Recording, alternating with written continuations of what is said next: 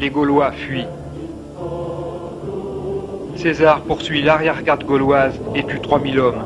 Vercingétorix se réfugie sur un oppidum préparé à l'avance, obligeant César à établir un blocus. Un combat de cavalerie eut lieu dans une plaine située devant l'oppidum, mais celui-ci se solda par un échec.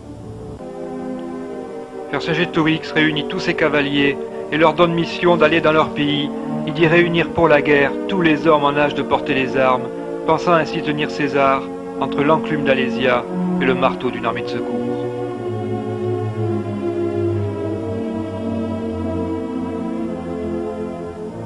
Les jours passèrent et la famine s'installa sur l'oppidum.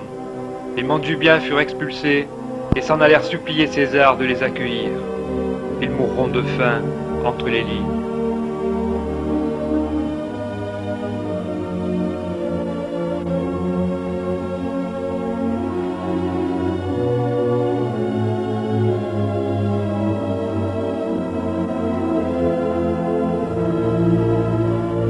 Sur l'oppidum, le découragement s'installa.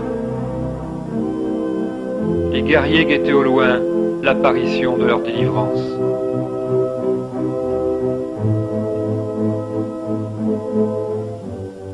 « 240 000 hommes et 8 000 cavaliers levés parmi les cités gauloises arrivèrent.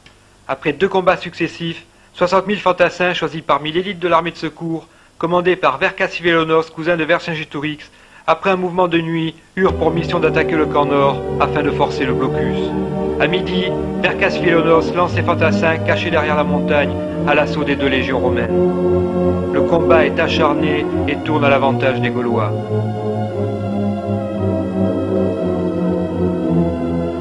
Vercingétorix fait sortir ses troupes de l'oppidum et les lance à l'assaut des fortifications de la plaine.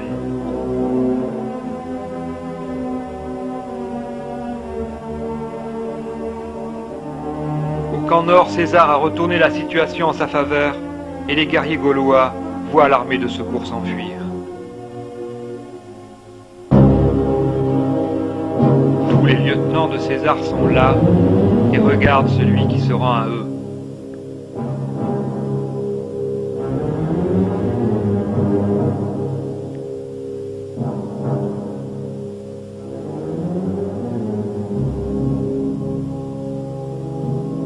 César sera intraitable avec celui qui fut son égal.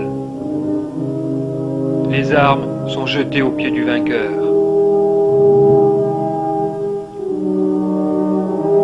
César donna à chacun de ses hommes un esclave et libéra tous les autres afin de s'attacher les faveurs des autres peuples.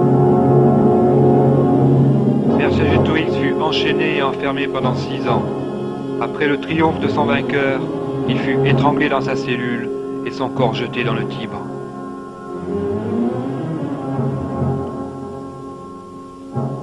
C'en était fini de la Gaule. Tous étaient partis au combat confiants et avaient pourtant juré de chasser le Romain hors de leur pays.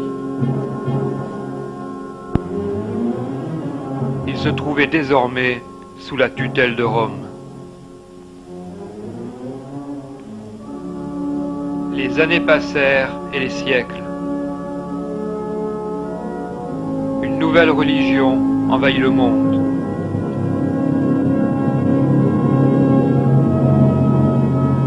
Sur Alésia, les arbres poussèrent et recouvrirent d'un vert linceul la montagne sacrée.